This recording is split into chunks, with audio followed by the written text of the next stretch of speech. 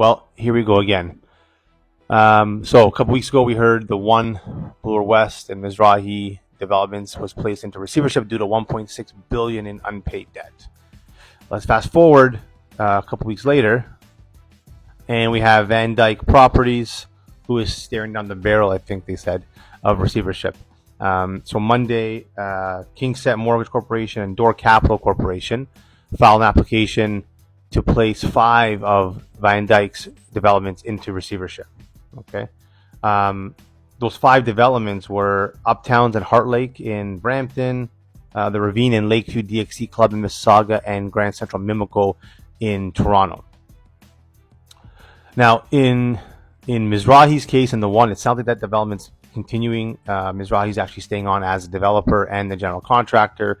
They're about 40 stories up on about 86 or 87 stories, I believe. So it sounds like that one there is continuing. As it pertains to Van Dyke, it's a bit more uncertain, as this is just the beginning.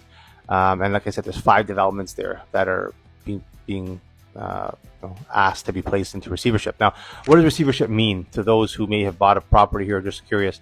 Receivership is a tool that is available to secured creditors to try and recover any unpaid debt. Now, a receiver is put in place to help manage the finances, ensure people are getting paid, and that the company and the development proceeds in a financially responsible manner.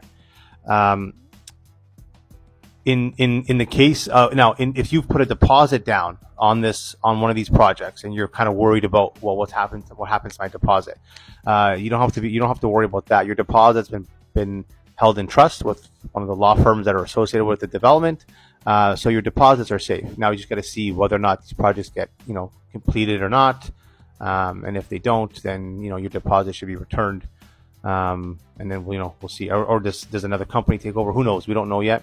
But what are you guys' thoughts? Like, this is the second big development that's been put into receivership over the last couple weeks. Now, these 2 developers are not necessarily big developers when it comes to high rise. They Van Dyke's a big corporation. They own a lot of land, but they didn't necessarily do a lot of high rise development yet. And Mizrahi was also more of a low rise developer before getting into the one. So, the larger companies like Tridell's or the Daniels, we don't see this happening to. But what are your thoughts? You guys think there's going to be more of this happening or not?